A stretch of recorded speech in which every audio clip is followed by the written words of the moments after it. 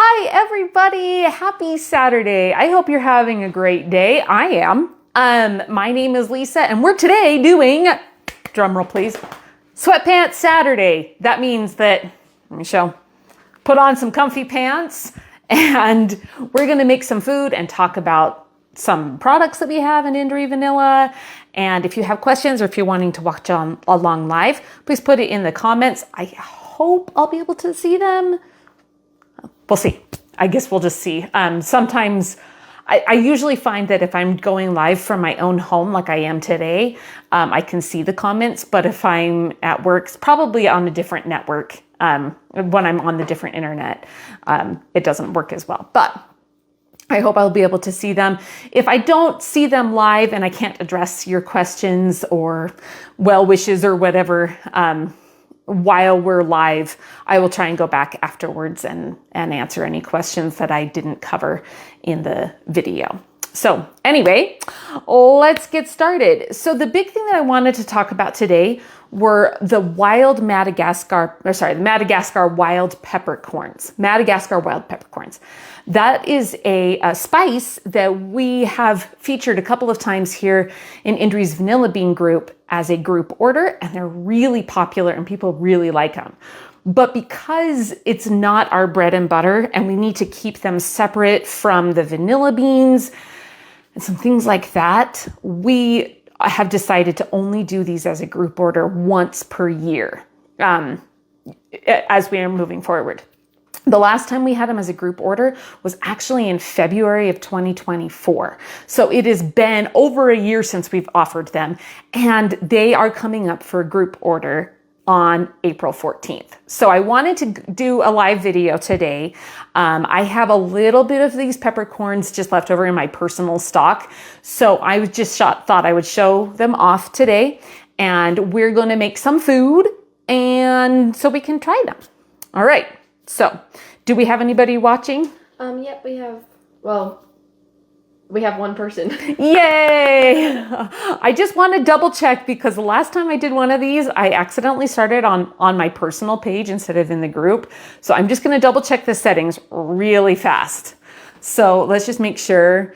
I think that we are in, we're in the group. There's two people. Yay. And actually, they're both named Kim, and one is my aunt and one is my good friend. So anyway, hi. So if you're watching this, feel free to say hi. Let us know where you're watching from. And if you have any questions or anything that you would like us to talk about or show off, we'll do that. So the first thing that we need to do is get some eggs boiling because we're going to make deviled eggs as kind of our vehicle for taste testing the wild Madagascar peppercorns. I always mess that up. I should call them Madagascar Wild Peppercorns. They are really wild grown peppercorns. So it's, anyway.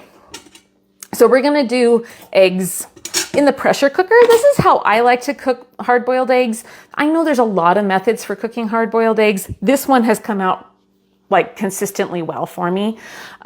So this is what I choose to do. So actually I should probably put in the water first, get it in my pressure cooker. So I've got an Instant Pot.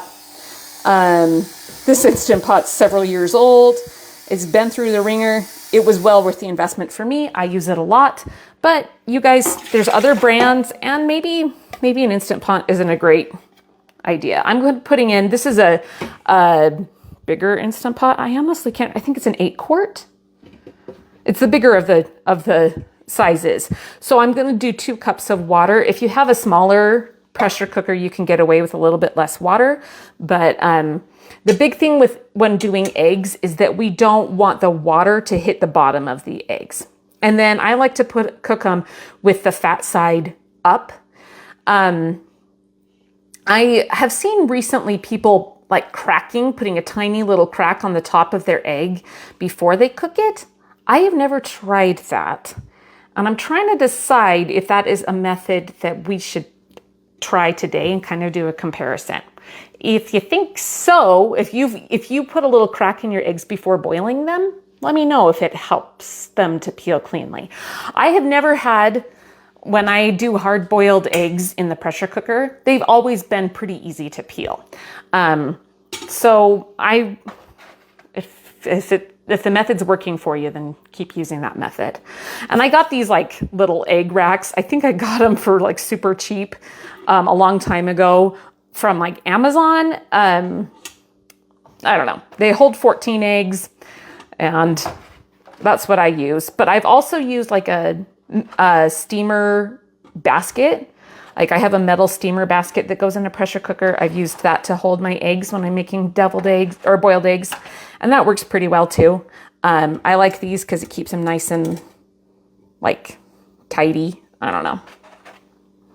And they don't roll around or hit each other and end up cracking as they cook. So I'm just going to use these. I don't know. All right. Oh, we can see some comments down there. Yeah. Huh? So anyway, so I've got 14 eggs. Now, so I own chickens. I have chickens out in my backyard. And just in the last couple of weeks, they've really come into their spring laying. We don't add artificial light or anything with the chickens. And this is not a chicken video. But the short story is, I personally have a surplus of eggs right now.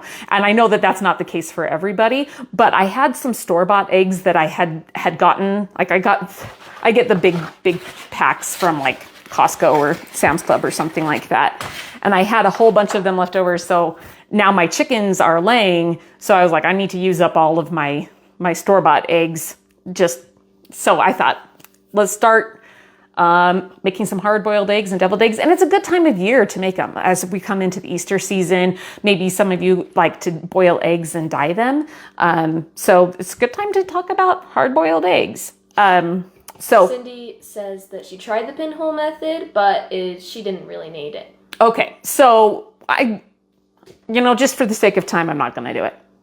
Mm-hmm. Yeah. We have other things that we're talking about in this video. If you've tried like popping a little hole at the top of your eggs and it has really, really helped, let us know. Otherwise, we're going to just assume that Cindy's experience is everybody's experience and it's not super necessary. So I'm going to boil these eggs. So again, I've got 2 cups of water in the bottom and then I've got my eggs stacked up in my rack. I do 5 minutes on low pressure, and then I do 5 minutes natural release, and then we'll release the steam. So I'm just going to get it set up.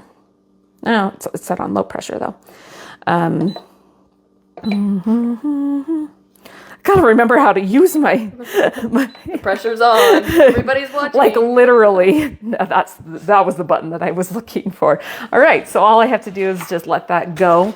I'm gonna leave it on keep warm. That means that when it hits the finish, like when it finishes the timer countdown, it will just, the heating element will stay warm. You can turn that off if you so desire. I don't know. I don't think it makes a huge difference for this application, but sometimes if I'm making like soup or a stew or something, again, I don't need to spend all of my time talking about the Instant Pot, but if I'm making a soup or a stew, I might choose whether or not I want to leave that on. I don't know. It's kind of, sometimes it's nice to have it off. One thing I did want to mention, I have found, because like I said, I own chickens, and so I'm getting fresh eggs every day. And I have found that if I am trying to hard boil eggs that are fresher than just like a couple of days old, they don't peel very well. So I typically go with store-bought eggs when I'm making hard-boiled eggs, or also let me just show you. I'm going to show you the eggs that I've got. So these are my eggs. So because I'm a chicken owner, I of course like the colored eggs. They're cute. So I always get breeds of chickens that lay brown or green eggs or something. These are for my Americanas. So, so if I'm wanting to dye eggs, sometimes I'll get white eggs from the store so I can do that. We have dyed, like the colored eggs from my own chickens, and they're fun too, and it actually makes the colors kind of richer. I don't know, they're really pretty. But if I'm going to hard boil eggs from my own chickens that are fresh laid, I usually let them wait for like I'll refrigerate them or I'll just store them for a couple of weeks before actually, before hard boiling them. Because for some reason, fresh eggs don't peel as well as a little bit older eggs. So if you're going to use, if you have chickens or you're buying really fresh, like farm fresh eggs, like that have been laid within like a day or two of you purchasing them, then I would suggest to let them just chill out for a couple of weeks before hard boiling them to make them easier to peel. All right, so that is a little bit about eggs. That's why I went with the store-bought eggs for the ones that we're hard boiling for today. Also, I needed to use them up. All right, so we're going to talk, like I said, we're going to talk about wild Madagascar peppercorns. So these are coming up as a group order, and this is a little sample that I had in. This is my personal sample. All right, so that's why I'm using my bare hands and not gloving up or anything like that. Also, this is my own home, so these belong to me. All right, so these are the Madagascar Wild Peppercorns. Sorry, somebody's insistent at my door, but I'm not going to go check it. I don't know if you can hear somebody knocking on my door. It sounds like a kid trying to come and play with my kids. Anyway, so I have here some different samples. So let me just talk about them briefly. We will come back and taste later on. So these are the Madagascar Wild Peppercorns that will be available on April 14th for group order. This is what they look like. Again, this belongs to me, so I'm using my my bare hands today. You can see they're kind of small. They have these little stems on them, and those stems are perfectly edible, and they don't even like really... Sorry, the camera's being weird. Oh, yeah, because you're trying to zoom in. You're leaning over. Sorry. Here, I'll try and hold them upright. So they have these little stems, and you can see that I was able to break it off, but it's not very easy to break off, nor is it necessary. All right. You don't need to take off these stems. They're all edible, and you just grind them up like the rest of the peppercorn. Wild Madagascar peppercorns are grown wild. We have people ask us if they're organic. Well, they're wild grown. So, I don't think that the farmers and the harvesters in Madagascar are like putting pesticides and stuff up on the mountains of Madagascar, but we really cannot determine whether or not these are organic because they are wild grown and wild harvested. They will be $4 an ounce. The group order that we're doing for the wild Madagascar Wild Peppercorns, I always mix those words up. I don't think it matters that much. You mean what I know. These will be $4 an ounce, and we're going to be doing them as a true pre-order. That means that we will not be bringing in the inventory to us before we sell them to you. We will be fielding your orders, and you get to claim as much as you would like, up to 70 ounces, because that's how much we can fit in a mailer. Actually, that might be different for pepper. No, they're pretty dense. So I think that we can fit 70 ounces in a mailer. Or if you want more than 70 ounces, well, then you can order twice. The shipping costs are the same as vanilla beans. So we'll have a little shipping chart on the thing, but you'd order them the same way that you would order vanilla beans. That is that you would go to our resources page, select the first resource, which is the join group order, find the open order form. It's not open right now. It will open on April 14th, which is not for like another week. You'll fill out a Google form for as many ounces of these peppercorns as you would like, and then you'll calculate your own total, including shipping, and send that in via the links provided or the method that you select on that group order. But the difference is between a pre-order and buying them, like a true pre-order, and then buying them the way we've been recently doing a lot of our vanilla bean orders, is that the turnaround time for these peppercorns is undetermined. In the past, it has stretched from anywhere from like 6 weeks to like 6 months. And I'm trying to be really clear about this so that we don't have people being like, what? These haven't showed up. When are they ever going to come? Well, we're telling you right now, right ahead of time, these could be a very long turnaround time. They could surprise us. They've surprised us in the past and they've shown up and we're like, whoa, we're ready to fulfill already. But sometimes the turnaround time can be a really long time. The benefits of doing these pre-orders like this, where you tell us how many you want, we calculate up the total for the whole group, and then we just import that much, is that it makes them less expensive because we don't have to store them. We don't have to float the cost out and hope that we end up selling them all. And we don't have to do really stressful flash sales. Sometimes, so in the past, we have done peppercorns as a flash sale, where we bring in a couple of pallets of peppercorns, then we sell exactly how much we have.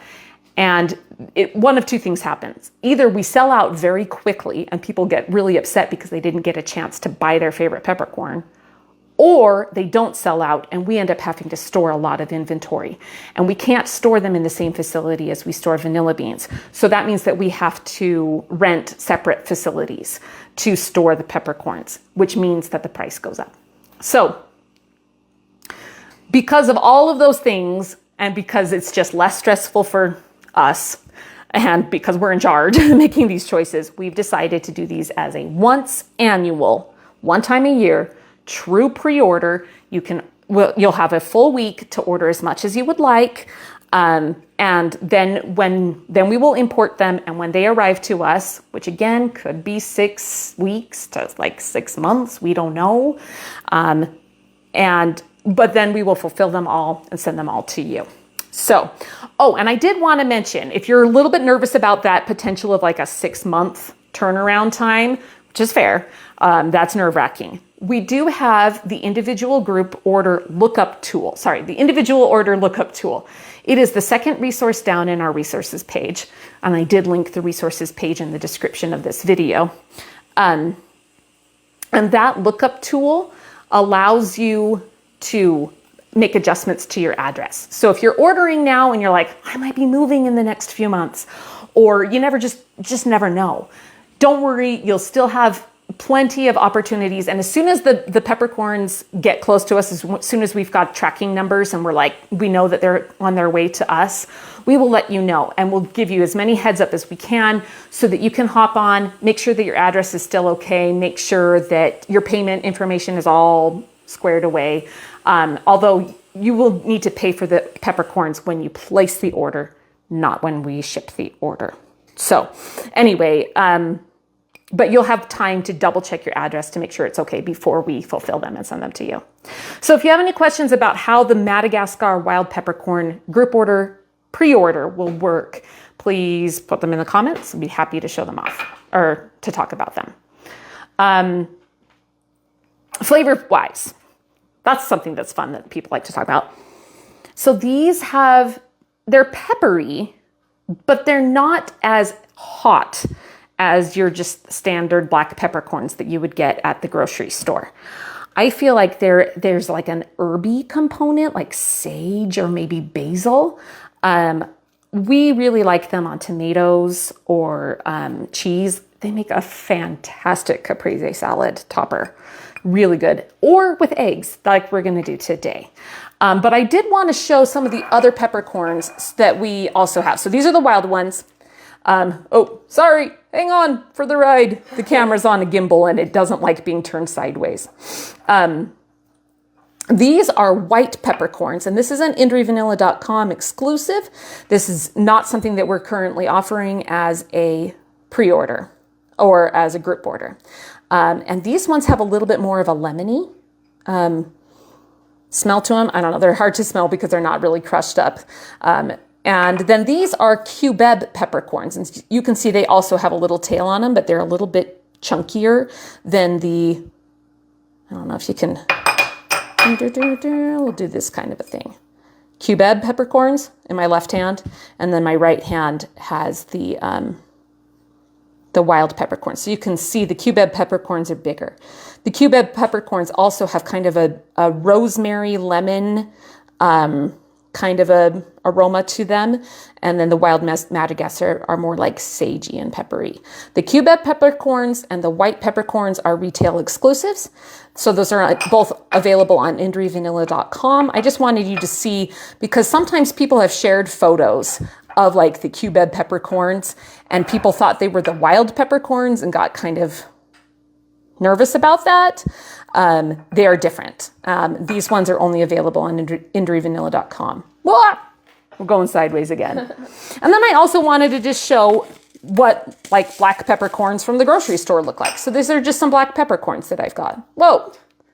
This camera today. You might have to just hold on to it with your hand for a minute here. If you want, you can like pull it completely off. There we go. Yeah. That way nobody will die. Sorry about the camera flipping around unexpectedly. Probably everybody's at home going, whoa, I think I need a Dramamine or something like that. So these are the ones that we sell on indrevanilla.com. White peppercorns, cubeb peppercorns, wild peppercorns. These are some just ones from my local grocery store. These are black peppercorns. So you can see they don't have the little tails. And you know what? These are probably, botanically speaking, not actual peppercorns, but they taste so much like it, and they're used in the same way that we're gonna go with what their name is, which is Wild Madagascar peppercorns. But these are just regular black peppercorns that have your familiar, really spicy, sneeze-inducing aroma they're king of spices, right? They're really good. I'm not going to disparage these at all. These are different products, and I like all of them for different uses. So anyway, we like to sell, at Indre Vanilla, we like to sell things that you can't buy at the grocery store, or at least would be prohibitively expensive to buy at the grocery store. That's why we're doing these like gourmet peppercorns, and also it's just fun. We like to do them for fun. So if there's any questions. There's a little, the white peppercorns are out of stock. Oh, probably. They're kind of coming and going. I know that we have some more on the way. So in the next few weeks, hopefully we'll be able to get them restocked, because we're buying them in smaller quantities from different suppliers. So just keep an eye out. They're all fun. So, all right. Today, though, while our eggs, we still have 2 minutes on the, they're coming down from, the eggs are coming, we've got hard-boiled eggs going in here. They've still got 2 minutes before we're going to do a 5-minute natural pressure release on those. So I wanted to show one of my family's favorite traditions, food traditions that we do. They're called Aebelskivers. Now, this is not going to use wild peppercorns. This is going to use vanilla. All right, I'm going to wash up my hands, but because I was playing with peppercorns. So my family loves these little Aebelskivers. Aebelskivers are a Danish, so from Denmark, little pancake ball, I guess, is the best way to describe them. They're a little pastry, a little ball of batter that's been cooked in butter, and we serve them sweet with a little bit of powdered sugar, or sometimes we'll put jam, or you can put Nutella, or somebody was saying that she likes to like freeze little balls of chocolate ganache and then put that on the inside of her Aebelskivers as they cook. That sounded really good to me too, but we're going to just keep them really simple today. This is a tradition that my family, on special occasions, we make Aebelskivers. They do take a little bit of time to, my eggs are done cooking. So we're going to let them just natural pressure release for a few minutes. So the Aebelskivers do just take some time at the store, or sorry, not at the store, at the stove to just sit there and cook. And this is the pan that we use. I am not a fan of unitaskers in my kitchen. I try and have everything that I have multiple functions, but this is a pan that is a unitasker, and I am happy to have it. This is a cast iron Aebelskiver pan. I honestly found this, I think I found it thrifting Or maybe that was the one that I found thrifting. I have 2 of them because I have 4 kids. And when we make Aebelskivers, we typically make a double batch. Sometimes we've even made triple batches. I'm just going to make a single batch today. But anyway, these pans, so they have these wells in them, and that's where the Aebelskivers bake. So we will demonstrate that in a minute. In fact, I'm going to go ahead and start by getting my my pan preheating, because you want this pan to be nice and hot and ready for you. And because it is cast iron and quite heavy and dense, it's going to take several minutes for it to preheat. So just go ahead and get it preheating over a medium low heat, not too hot. You don't want them burning. I don't know. It's kind of like making crepes or something. You have to just try it a few times, try a batch, and adjust your temperature for what your stove needs. Anyway, or like making pancakes. Pancakes are like that too. You know how sometimes it's too hot and your pancakes are burning on one side before they're cooking all the way through. That's what we want to avoid. So, okay, to make Aebelskivers, what? Eggs. We're going to let them we're going to let them just natural pressure release. Let me show the off the boiled eggs, because that was the question. So right now it's counting up time. It got all the way down so it had 5 minutes at low pressure. And then now I'm going to let it just sit here for 5 minutes before releasing the steam. So I was getting started on my Aebelskiver batter while I work on that. So the Aebelskiver batter, we're going to use eggs, we're going to use milk, and we're going to whip the egg whites. And these are my dry ingredients. I pre-measured them because for time. All right, so I'm going to get some milk out. I'd love to hear about everybody else's favorite food traditions. This is one that we make. She loves love Aebelskivers. Oh, have you ever tried Aebelskivers? How many people? I mean, who all has tried Aebelskivers besides Brenda? If you haven't tried them, if you have tried them, let us know. If you haven't tried them, also let us know. This is something that is, like I said, very near and dear to my heart. So we've got 2 cups of milk, and I wanted to show off. Sorry, I got my little thing. I got this massive egg from my chicken, and I thought it would be hilarious to crack it. There's still a little bit of dirt because I don't usually wash my eggs unless they're really crusty.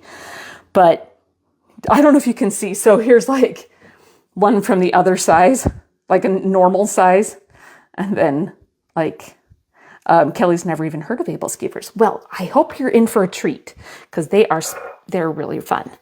We're gonna try and see if this is a double yolker.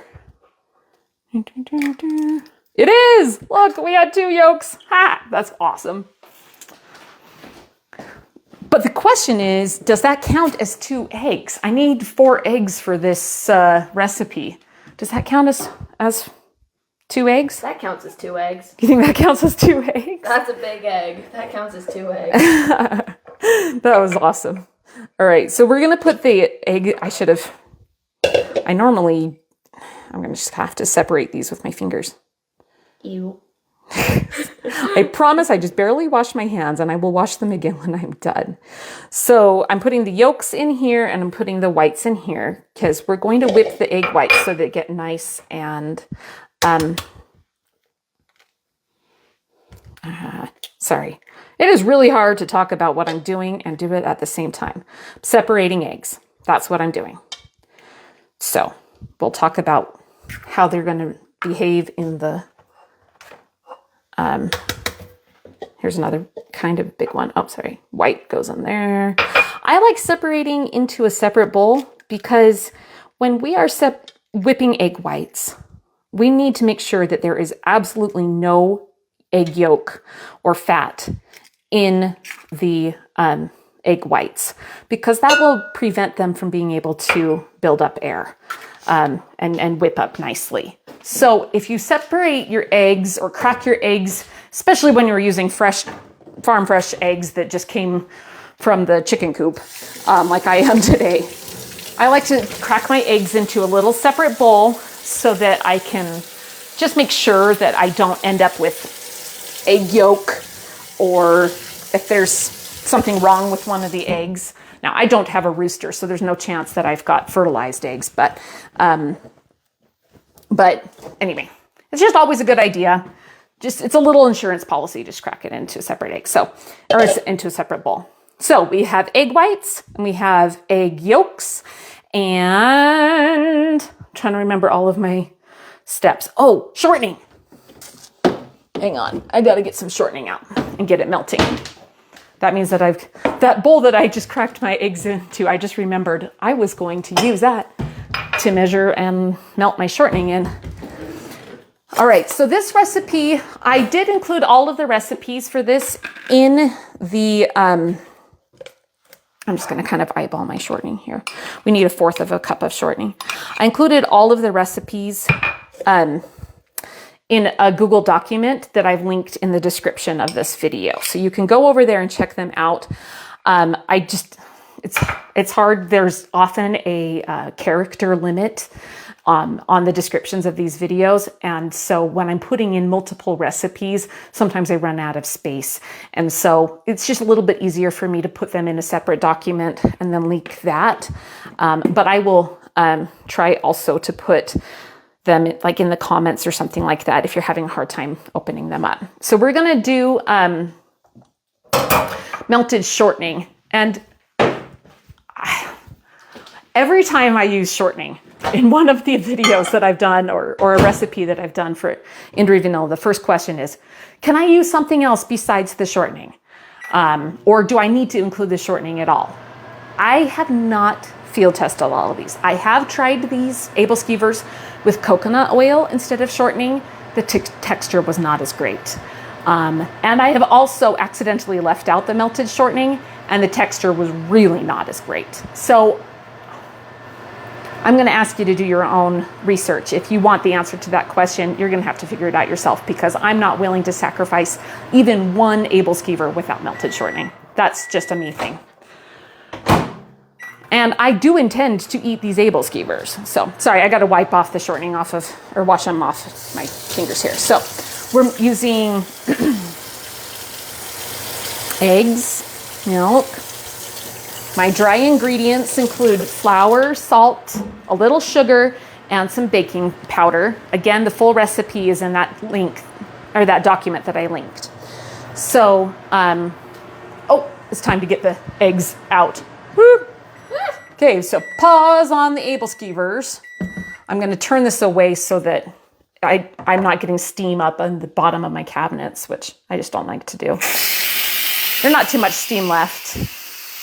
While that's coming down from pressure, I'm going to get an ice bath ready.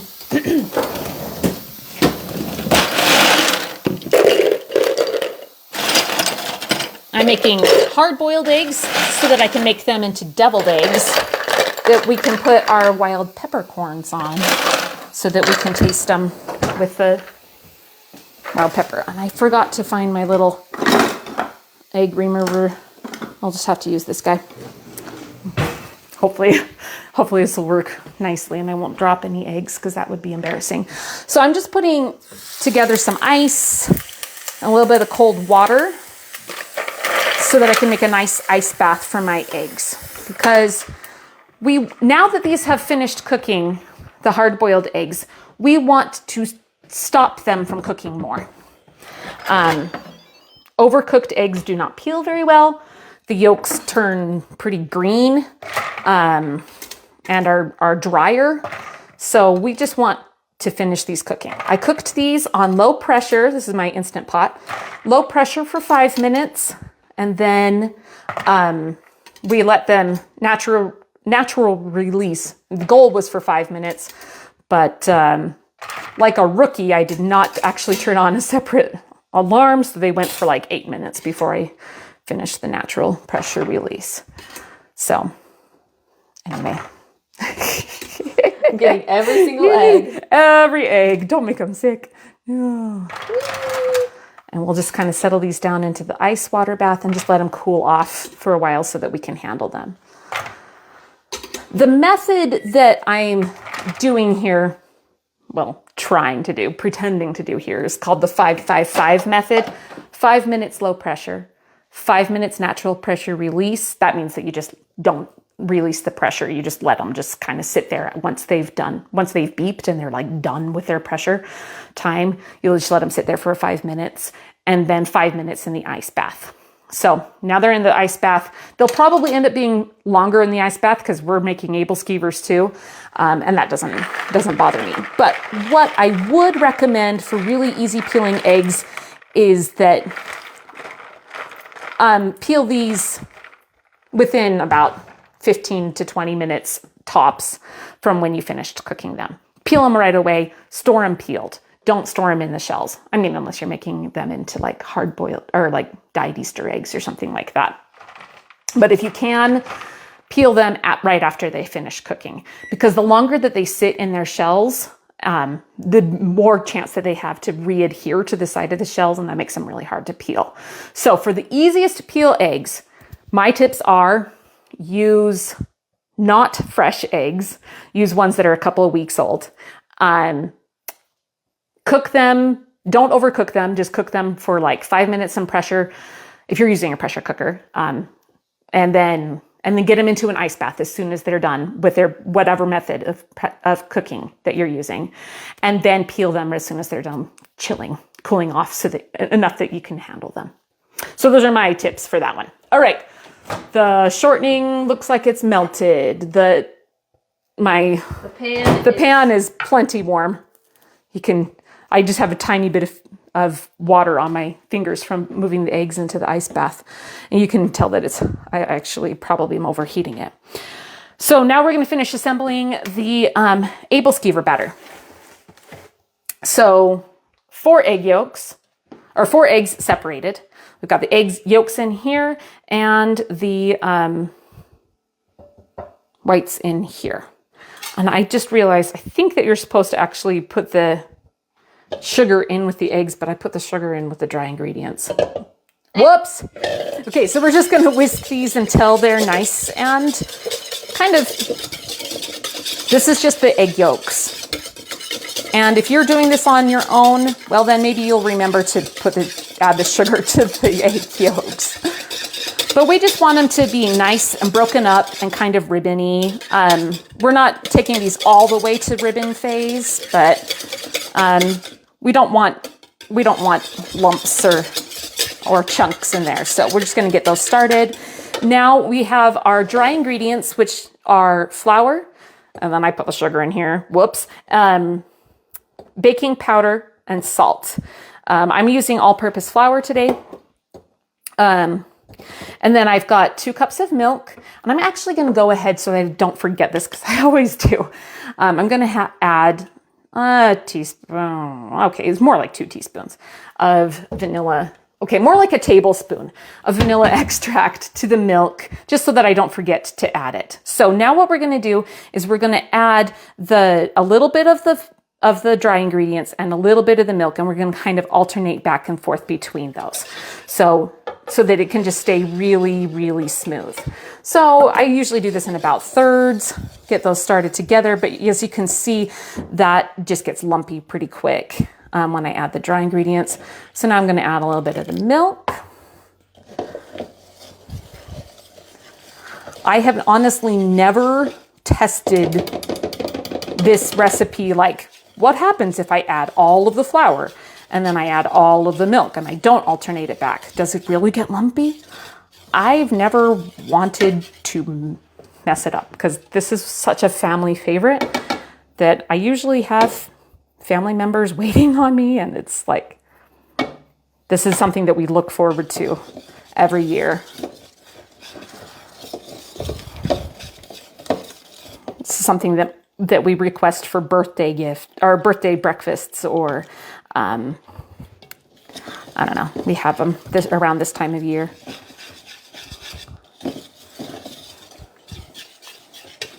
Okay, almost there. Probably do one more installment. Yeah, I'll just might as well. The rest of the dry ingredients. Any questions? Yeah. Any questions? If you have questions, please put them in the comments. I'll be happy to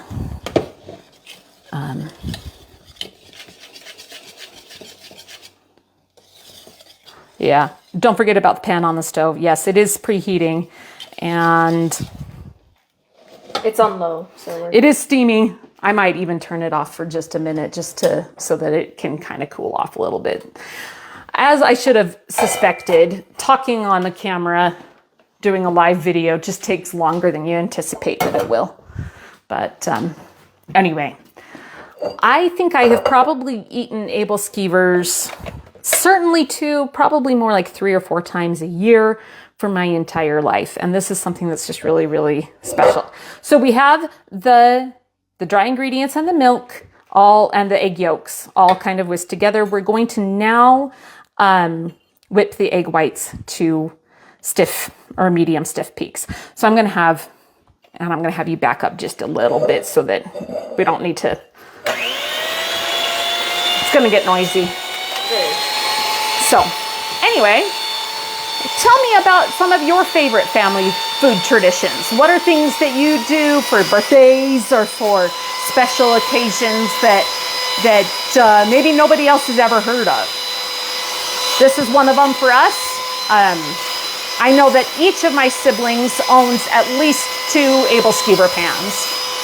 And my sister Catherine, who has celiac, and so she needs gluten-free eating, she's actually developed this recipe, this Aebelskiver recipe, into a gluten-free version, which I also included in the recipes link that I put up in the description of the video. So if you need gluten-free, you can have that as an option. And they're baked the same way. Of course, she has a totally separate, I think she has an aluminum, I could be wrong, and if she watches this video, maybe she'll correct me. But I think she has an aluminum Aebelskiver pan for her gluten-free Aebelskivers, just because cast iron is so porous and it holds on to stuff like gluten molecules for a really long time. So I think she has one that she can run through the dishwasher, but I could be wrong. She might have a cast iron pan that is exclusively for gluten-free Aebelskivers. I do not need gluten-free Aebelskivers, so I have 2 cast iron pans that both get regular gluten-full ones. So I'm just whipping up the egg whites so that we can fold them in. They're about there.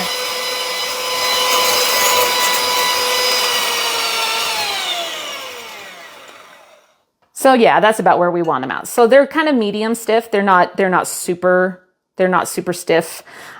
Just because I personally prefer the texture when they're not so stiff. So anyway, that's just my egg whites. Pop that over in the sink for me to clean up later. And now we're going to work the egg whites in. I will switch. I am going to need this thing in a minute. Thank Barbara for answering the question because, yeah. Did Barbara answer a question? Barbara answered a question. What was the question? Is it dry heat or is there water in between the pan? And Barbara answered, it's just a solid pan with circular compressions. Yeah, so. You can kind of show. I have it off now, but it's still really, really hot. Solid cast iron. Yep. And there's no... An egg poaching You know what? pan. I can show you this. It does. It does look like an egg poaching pan. This one is cool. This is my other pan, and I just had it out because I have 2 of them. So you can see this is what the bottom side of it looks like. It's just a solid cast iron pan. They are heavy. This one doesn't have a flat bottom, and I'm glad because otherwise it gets unbelievably heavy when you're getting a cast iron one. I have found these at my... I have an amazing store that's like right down the street from me. That's just like a farm goods store, and they have tons of cast iron pots and Dutch ovens and stuff like that. And that's where I found Aebelskiver pans. Otherwise, they can be a little tricky to find if you're wanting to invest in an Aebelskiver pan. They're not just in like everywhere, but most of the places that sell cast iron goods will sometimes have them, or we also live in a day and an age where you can find anything that you want on places like Amazon or online. Or if you go to like a You know, I honestly haven't shopped for one Are online. you going to grease the pan? We're going, well, so first of all, if you can't tell, this pan is incredibly well seasoned because it's been used many, many times. But I will show you how I bake them. And we're going to add butter to each individual little well before every single Aebelskiver that we cook. So, Thank you, Maria. so I'm going to finish whipping in or folding in the rest of the egg whites. I'm kind of doing these in 3. And yes, I am using a whisk because it was already dirty. I'm just being kind of careful with it to kind of just fold it in. Egg whites. If you've seen my other videos, my other Sweatpants Live videos, maybe you'll be traumatized already by the way I'm terrible at whisking or folding things in. I'm sorry, there's like a little something in there. A little, I think it looked like a little fuzzy from a shirt or something like that. Uh-oh. It's okay. This is live cooking. It's my own kitchen. I'm not serving these to anybody except myself and my kids. So anyway. It's not poison. Nope, it's not. And I keep washing my hands between like every time they get even the slightest bit dirty. We're also not going to forget to fold in our melted shortening. Looks like oil. Well, yeah. I mean, that's what shortening is. It's just because it was melted, it was liquefied. All right. So that is our Aebelskiver batter. It's similar to a pancake batter. I'm going to just keep that close by. All right. So I've already pulled out a few tools to help me cook this. And I kind of like to set this up like this. Sometimes I will even get a smaller little pitcher to pour the batter into, because as we're pouring it into the, you know what? In fact, I'm just going to go ahead and do it. I'm using, just give me a second to rinse this out. I'm going to use the pitcher, the little liquid measuring cup that I used to measure my milk for the recipe. I'm going to use that to pour the batter into, just to make this easier to dispense into the little Aebelskiver wells, into the little pan. So yeah. Okay, so I'm going to keep it on the table or on the plate, so because I know that this is going to drip and it's going to get sticky and messy all over my counter. So I just have some butter, and that's what we want to look for. That's when you know that your pan is plenty warm. I should have tested it with a little bit. I did turn it back on to kind of medium low. Got it like set on number 3, a little bit higher than 3. I have made Aebelskivers many times on this stove, so I know kind of what settings I'm going for. I do have a gas stove, which means that it's going to be a little bit more even heat. If you're doing a electric stove, sometimes as the burner cycles on and off, you might need to sometimes turn it up, turn it down. Cast iron pans are really good at holding on to heat though, so try it out, and I guess that's the best we can do. So now we're just going to start pouring. We want to fill up these wells pretty well full. I actually don't feel like I'm hearing as big of a sizzle as I would like to for Aebelskivers. So maybe my pan is cooled off a little bit too much when we turned it off because I was talking for so long. Brenda uses an old metal crochet hook. Yeah, we totally do that. My mom has one. I don't have one. So my husband served a religious mission in Japan. So we have a lot of chopsticks in our house. So that's what I usually use for this next step. So this is what we do with Aebelskivers. So once we've got them cooking for just a little bit, they'll start to cook on the outside before they cook all the way through. And so what we're going to do is we're just going to reach in and grab that one. I couldn't feel it grabbing. It's not cooked enough in order for me to grab the side. And you just kind of grab the side and lift that cooked section up if you can. And then let the batter just puddle down into the well. my middle well always is the hottest, and so it always cooks the fastest.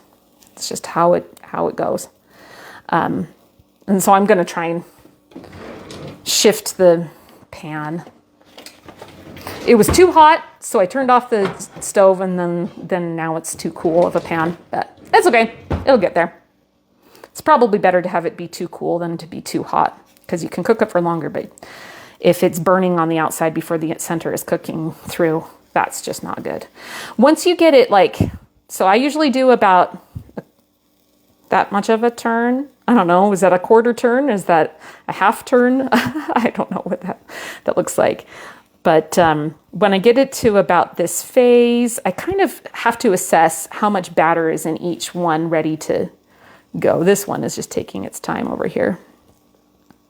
And then you just kind of start turning it all the way over. I like to reach in the underside, flip it all the way over, and kind of tuck in the edges. It's where it's helpful to have a crochet hook, have a chopstick, a wooden skewer. You can use a fork and a spoon. I know that my sister Catherine, who does the gluten-free ones, she has a hard time with the gluten-free batter, like actually pulling it up and having it work. It just doesn't like to do that as much, because there's not the gluten in there that is holding it together. So she just simply grabs a spoon and just flips it once, more like a pancake. And they come out a little more football shaped and not as spherical, but you know what? They taste just the same. I reckon they taste fine just the same. So, like I said, my middle one, that middle well is warmer, and so it's going to be done faster. I think that it's just about there already. These other ones, I'm not convinced yet. So, then I get a bowl. And at this point, once they've already been turned all the way, sometimes it's easier to turn it with a spoon. So, what do you think, Anna? How do they smell? I think they smell so good. They smell very buttery and like pancakes, but better. But better. All right. Just for the sake of time, we're not going to cook all of these right now. I was just going to kind of cook a few to demonstrate. But this is why we have two pans. And when I'm cooking for my whole family, we'll have somebody over here manning the pans. And when I was a kid, my mom would always make us eat like a bowl of applesauce or something between batches, because otherwise we would just inhale the Aebelskivers way too fast. She couldn't keep up with us, and we'd be like, we're ready for more Aebelskivers. And she's like, I don't have any more already. It's definitely a labor of love, but for us on special occasions, it's totally worth it. And it's just something that we just really love to do. As my pan gets into a more consistent heat, and as I cook them, the little sphere balls will be even prettier. But I don't know, if you have never tried these before, I don't know if I should recommend going out and investing in a pan. I don't know if it's worth it for that, if you're only thinking that you'll ever make them once. But if this looks like something that's really fun to you, then I can't recommend it enough. This really is a super special, amazing treat. Did you notice also this well over here was kind of taking its time. It was being a little bit pokey. So I actually just popped it over into the center well, which I knew was warmer. And now you can see that it's browning up nicely. So they're done when they are brown all around the outside. And then I sometimes will like to poke the inside of them with my chopstick or something like that, just to check to see if it's cooked all the way through. Because yes, I have broken into a raw Aebelskiver on the inside, and that's not delicious.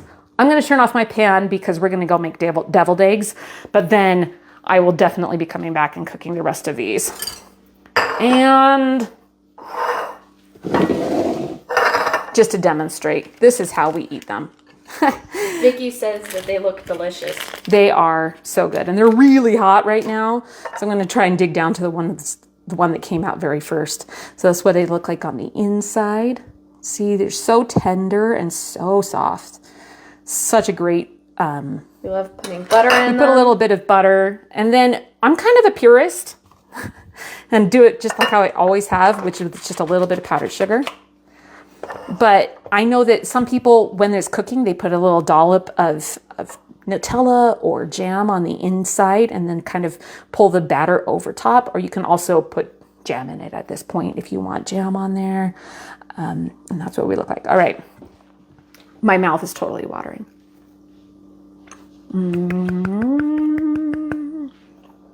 I love these so much. I mean, there's a ton of butter, which makes everything really good. Hang on, I need a drink. So yummy. Do you want one, Anna? I will have them when they are hot and ready. Well, they are hot and ready right now. Later.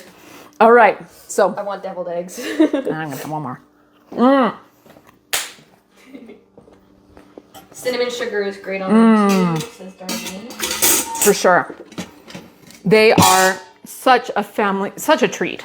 Such a great way to like spend a Sunday morning and just sitting there making not deviled eggs. I'm already moving in my brain. Making Aebelskivers. We like to put on some nice music or a show, and we just sit and make Aebelskivers and just talk with each other, and it becomes a whole event. Such a special memory. Something that is really, really precious to me. And I would not be surprised if before this weekend is up, I get pictures of Aebelskivers being made by all of my siblings and my parents. That's pretty common for us. And then we of course have to show off our perfect Aebelskivers to each other. But now it's time to make deviled eggs. Okay, so the eggs are now, all the ice melted. The eggs, these are my hard-boiled eggs. I used 5 minutes. Well, it's been in here for more than 5 minutes. So I'm gonna just peel them.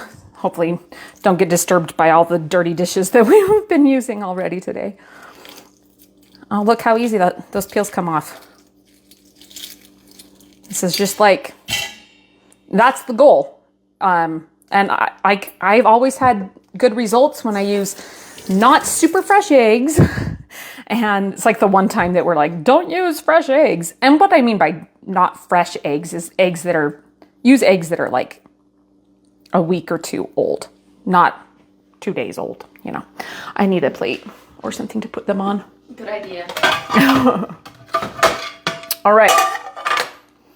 So I'm going to just peel a couple of eggs here. So to peel the eggs, I always just smack them all over and kind of roll them around on the counter to get them cracked all over the place. And then I usually do this over a garbage bowl or something. I do like to rinse the last little bits of the shell, but really if they're done right, the shell should just slide right off. But yeah, I have also had batches that just the shell is super stubborn and it rips the white, and that's really frustrating. But I don't know other than the tips and tricks that I've shared here, if there's any way to do it better, prevent that from happening. I don't know. Tell me in the comments how you make your hard-boiled eggs. Do you use a pressure cooker? Do you boil them on the stove top? I've seen people put them in the oven, or I've seen people try all kinds of different methods. I have a feeling though that the difference between easy to peel eggs and not easy to peel eggs has less to do with the boiling method and more to do with the eggs themselves. And it's probably impossible to really know if your eggs are going to be good ones for making hard-boiled eggs or not. That's my theory. At least it makes me feel better when I have a batch that doesn't work out very well. Then I say to myself, it wasn't something I did. It was just the eggs were just going to be stubborn no matter what I did. I think that's all I'm going to do for now, just for the sake of time. But we're going to, oh, they look so pretty in the sunlight there. Yeah, they're sliding around because I rinsed them off and they're kind of wet. So we're going to make these into deviled eggs. And now I make my deviled eggs by sight. So this is going to be kind of boring where I'm like, just throwing in spoonfuls of stuff. I don't measure what I add there or anything, but we just cut them open. I like to use a sharp knife. And if you're worried, see how you get a little bit of yolk on the outside from like the knife. If you're worried about that, just rinse the knife off between each cut, since this is going to be for me and for my camera person here. And we don't really care too much about that. I think that we're just excited to have some eggs. Now that one I didn't cut all the way very evenly. That one's kind of sad. But we just cut them lengthwise. So from the skinny side to the bottom.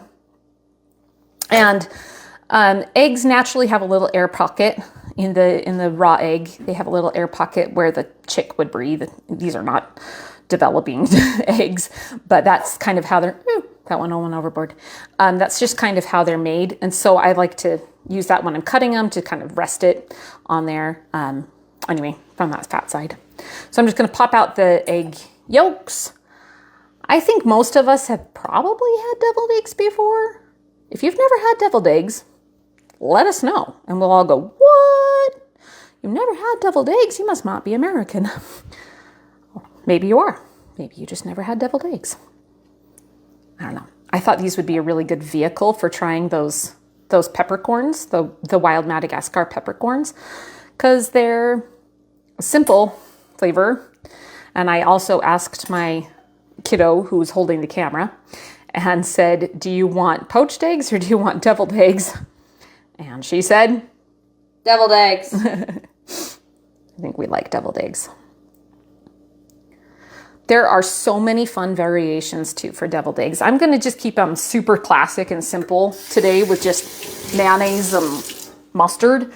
But I know people have mashed in avocado, added bacon or cheese, or they put crab on there, or I don't know, all kinds of fancy stuff.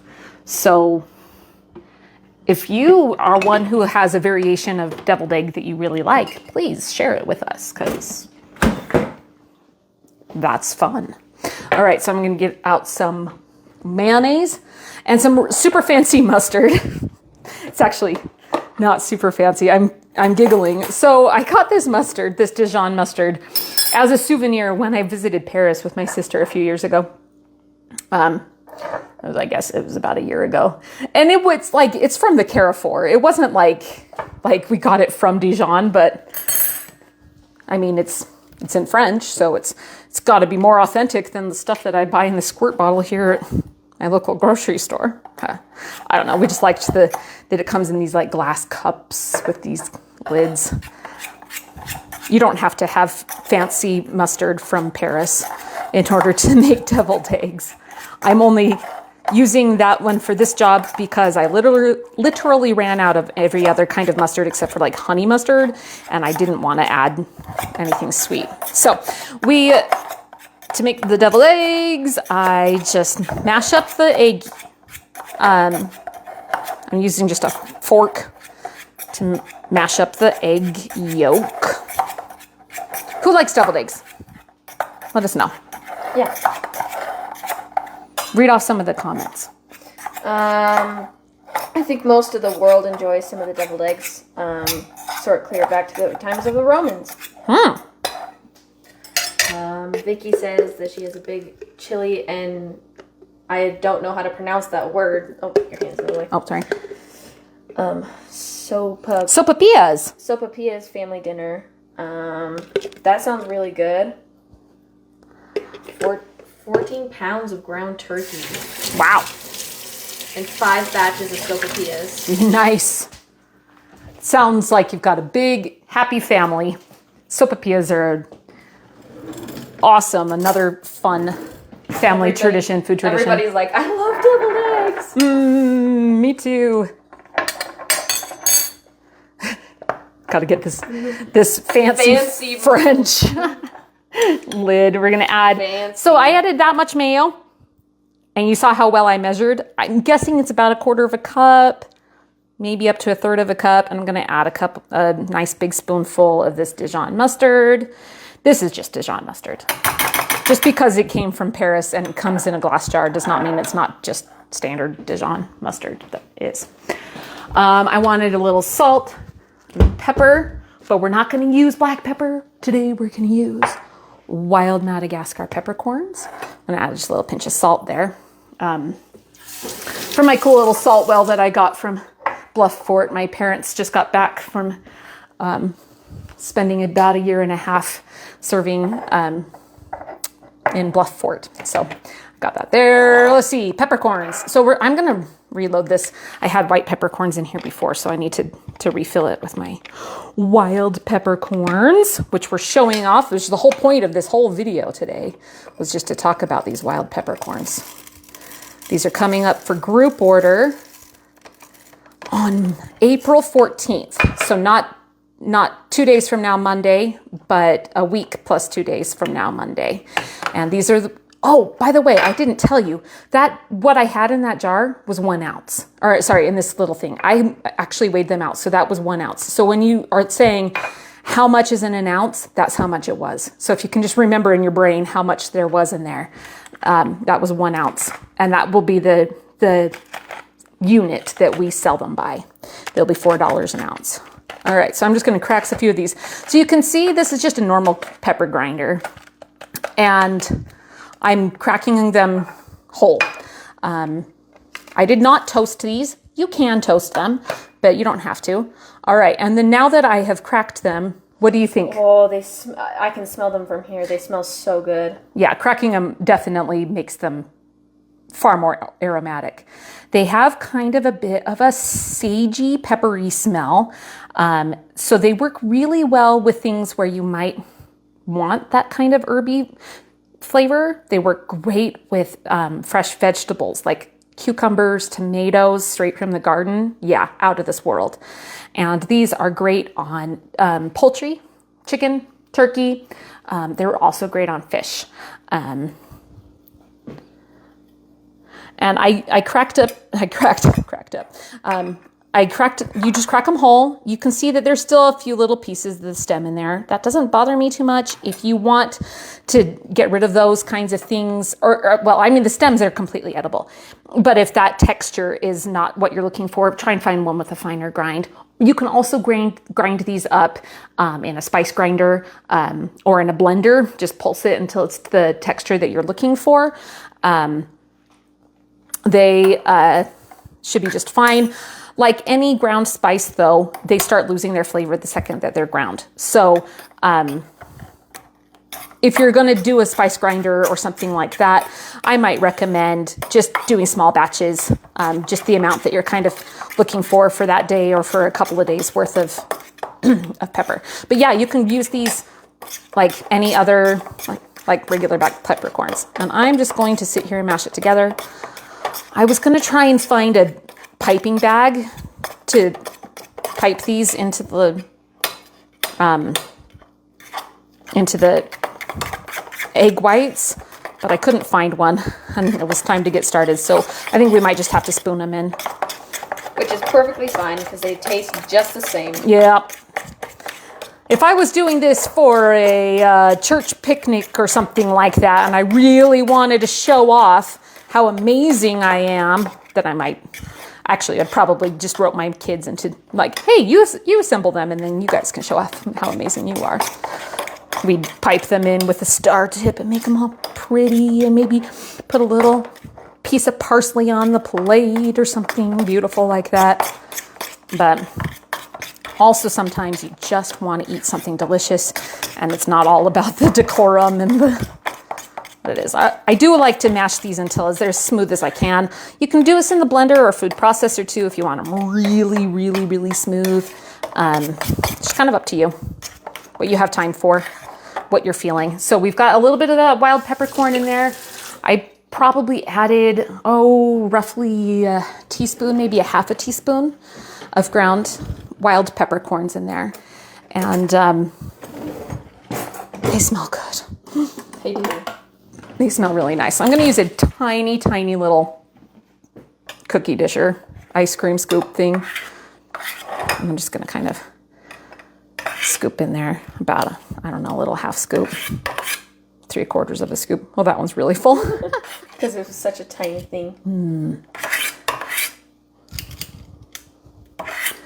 So once again, since I've got to do my job too, Wild Madagascar Peppercorns are opening. This will be our one-time a year group order. It will be a true pre-order. They're opening on April 14th, and it will be available as a group pre-order the same way that we do all of our vanilla bean group orders. So it'll be like a Google Doc.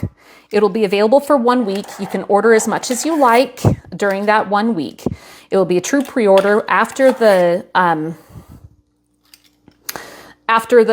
orders have been fielded and paid for and stuff, we'll send the total amount to our supplier, and we'll import that much from Madagascar. And then we will, when they arrive to us, which could be, we're hoping for not too long, but in the past it's gone up to 6 months before we're able to finally get the peppercorns through customs and the whole packaging and process and stuff. Once they arrive to us here in Utah, we will repackage them and ship them all to you. And you will have an opportunity to check your address and adjust it if you need to before that happens. So please rest assured, we are not going to leave you high and dry and be like, sorry, too bad for you. We're not that kind of people. So if you are interested in the Wild Madagascar Peppercorns, set your alarms, keep your eyes peeled, peeled like deviled eggs, peeled. And this is just some smoked paprika. Yeah. A lot of people put regular paprika on their deviled eggs. We're smoked paprika fans, right? Yes. So we're doing smoked paprika too. And then I think I'll put just a little bit more of those wild peppercorns on top. They're smelling so good. All right, before we sign off, if anybody has further questions, I probably won't be answering them anymore because we're just going to eat these and then we're going to say goodbye. So anyway, this is what they look like. All done. That one was kind of a big one. Yum. They're so slippery. But we love deviled eggs. Camera's trying to focus. All right, here we go. Jack says that smoked is better. And I agree. Those are so good. That wild peppercorn, the way it works with the spicy Dijon mustard and that little bit of smokiness from the smoked paprika. All right, my camera person's going to eat one behind the camera. I don't know if there's a very professional way to eat a deviled egg. It's just really, really, really good. Okay, what do you think? How'd they turn out? That's better than your usual deviled egg, I feel like. Well, I normally use regular black peppercorns, and I used wild peppercorns. It's spicier, I feel like. Like, not spicy, but like the flavor of the pepper is more enhanced. It's so good. Those wild peppercorns in there, like, they just have that unique flavor component. I say it's kind of an herby, like basil-y, sagey herb or flavor component. I'll show you the peppercorns one more time with my wet fingers. But again, and this is my personal supply, so I don't mind kind of poking at it. But yeah, that's what they look like. They have these little stems on them, which are totally edible, and you just grind them along with the stems.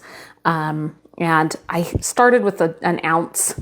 An ounce is about 1/4 cup, but I had an ounce in there to begin with. So that's some information about the Madagascar Wild Peppercorns. We made Aebelskivers and we made deviled eggs. And I'm going to sign off now because I am now very excited for it. Oh, good. Well, we're excited too. And if you have ongoing questions, please feel free to reach out. We're never too far away.